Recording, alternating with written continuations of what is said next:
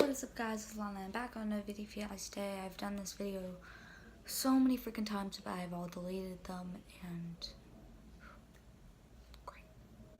No, but anyway, so I'm going to be doing a story time about how I ruptured my spleen. It's a great story. So it was March 14th, 2017, and we had a snow day, and I slept until like lunchtime.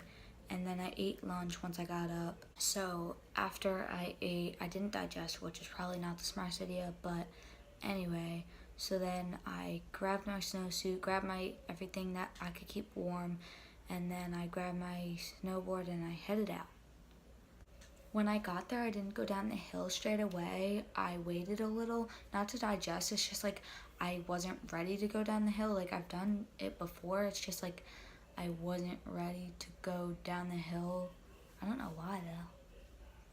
I went down that same hill for about like an hour or so. It's probably really boring, like just doing that over and over, but it was pretty fun for me. Then I tried another part of the hill, which was probably more challenging and nobody goes there. So it's probably not the smartest idea on my behalf, but oh well, I did it anyway because I'm a daredevil and I will do anything. So on this part of the hill, they had like barriers, and I guess because there's stairs right here and there's barriers right here, so it's like the different levels. So that was all covered in snow, so I decided to jump the barriers. That didn't work out. So the first time I fell, it was because my foot like deplaced from the foot holder, and I had a board that looked like this because it was cheap and you would literally like press in the foot thing, I don't know, the rubber thing to put your foot in. I don't know what it's called. Then the second time I fell was because I don't actually really know why or how I fell, because looking back at the video I still can't understand it, but you know, yeah. So then once I got like, I finally like went down the hill rolling or whatever, then I looked at my phone and it said 1%. I was like, uh-oh, because your phone dies really fast in the cold, if you guys didn't know that. And I was like, I'm hurt. Like, what am I supposed to do? Like, what if I have to call an ambulance? Like, I know I said that really weird, but you know, I can't freaking say the word. So then, like, once I got down there and I like looked at my phone, it was like blurry because my vision was not like 100%. It was like, I don't know, it was like blurry and it was really bad. And like I kept on grabbing my side, which I thought it was just like a bruised rib or something. I don't actually know what I thought it was. I thought it was like cramps or something. I don't know. I tried to get up and I fell back down because I was just like my vision was blurry again, so I guess I was like dizzy or whatever and I didn't feel like 100%, so I just fell back down. And I walked a little and then like I threw up my lunch, which probably not the smartest idea. I mean, I can't help but throw up. I mean, I didn't digest, but so I like started walking, and so I kept on like holding my board to like lean on, and then I kept on walking there. So that once at the top of the hill there is a parking lot, so I sat in the parking lot and I called my mom and I said, Mom, can you come pick me up? She's like, no, it's a state of emergency, we're not supposed to be driving, because she didn't know how hurt I was, so it's not. So she texted my dad and said, can you come home early? Lana's stomach is hurting. And then he came home early, which was good because I don't know what I would do. So then I started walking home, and my neighbor at the time, he was like, is it still blizzarding or something? And I was like out of it, so I was like, and I kept on like stopping, and it was really bad because all my neighbors, like, they looked at me but they didn't ask what's wrong. Like, you guys are some type of neighbor, like, dang. Like, I would have asked them for help, but I didn't know how hurt I was, and I didn't really like know them. I like didn't know who they were. I just knew that they lived there. Like, I don't know who they are. It took me about like 20 to 30 minutes to get home, and that is really long time just to walk like a couple blocks. It wasn't because of the snow, it was just because I kept on like stopping and because my stomach really hurt. So I was not feeling 100%, so that's probably another reason why. But so then I finally got home, and then I went straight to my bed because I was really tired. And then I laid there for a couple minutes, and then my dad came home, and he came up and he was like, "Are you okay?" I was like, "No. No, I'm not." I mean, I don't actually think I said no, but I don't even know. I don't even remember what I said. So since I threw up my lunch, I didn't really like eat. So I tried to eat things and they just wouldn't stay down. I kept on throwing them back up. So I couldn't eat for a couple hours, and then I tried again and I threw it up. So then I threw up all over me and I had to take a shower. While I was in the shower, I was thinking like, wow, my vision is still blurry. What the heck? Like, I didn't tell my dad my vision was blurry. I don't know why I didn't, but I just didn't. And once I got out of the shower, my dad was standing right there because I guess he knew something was wrong with me. And so then I said, I was like, I'm tired. And then I like fainted for a couple seconds.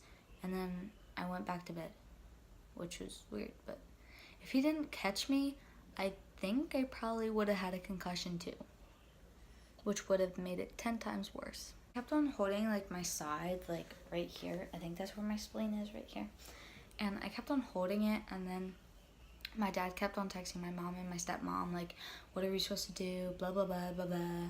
So then he was gonna take me to the urgent care the next day, but then 8 o'clock happened, like around 8 o'clock. I like held my stomach really hard and I like groaned really bad. And my dad was like, okay, we're going to the ER or whatever. I'm like, oh, okay. So I looked a hot mess. So I looked like I was ugly as shit. Oh, wait, that's me every day. Once we got to the ER, we waited a really long time just to like get helped or whatever. And then I got my scans and we went to the scanning room.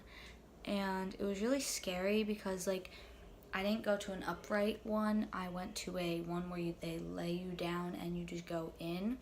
And I've never been in one of those before. Like, I'm not claustrophobic, but like my head was peeking out, so it wasn't that bad. But it was just really scary because like I don't know if you guys like feel it too, but like when you're laying down, it just like makes you feel skinnier or whatever. And it just really hurt because it was on my stomach, so I like started crying. And the girl, she was like, I get that she was nice and whatever. She's like, oh, it's okay. Like, she was like, breathe, and I was like I was breathing. I don't even remember. And then like usually I don't actually know because I don't go to hospitals very often, but you would think that there would be 2 people. There was only 1 person, but I've watched a lot of hospital shows, and usually there is 2 people in the scanning room, just like keep 1 person company and the other person do the scans. So I don't know if that's like a only movie rule, but I forget how it occurred, but I guess like the rumor came around like, oh, she filmed her spleen injury or whatever. That's so cool. It's so gnarly. Yeah, blah, blah, blah. But so many doctors and like nurses and all of them, they came up to us. They were like, can I see the video? I was like, sure. So my phone died. And then, yeah, so my dad had to show them the video. And then this one guy, I forget who I don't know if he was a doctor or what he was, but he was like, oh, I guess you don't need that spleen anymore. Like, he didn't even get my scans or whatever, and he knew that it was a spleen. I was like, what? Like, we didn't even know what it was. And I was like, I just looked at him because I didn't know what a spleen was at the time. I was like, what? Like, what? So finally I got my scans back a couple hours later, and then they said, we're transferring you to a different hospital because they have better machines and like they're child friendly, where they move room. So the one for the first hospital that I went to was more for adults, and then the second hospital I went was more of a children's hospital, so that's good. So then we waited there for like 2 hours, just like waiting there for the paramedics to get here to transfer me. So then I was watching TV. I was like dozing off. I was so freaking tired, and my dad was like half asleep. So then around like 12:30, the paramedics came and they brought me to a different hospital. I'm not gonna tell you guys like what happened at the hospital. That can be a different story, but that is how I ruptured my spleen, and long story short, I was at the hospital for 4 days, and I was out of school for 2 weeks, which kind of sucked, but then it was good because I didn't have to deal with all my annoying people. And like my classmates in one of the classes made me cards, and I still have them to this day, and I don't have them with me right now. I would totally show you guys, but I don't have them with me. They're at my dad's house. But yeah, so my spleen is still in me. I will never do that. Well, actually, that's a lie. That's a lie.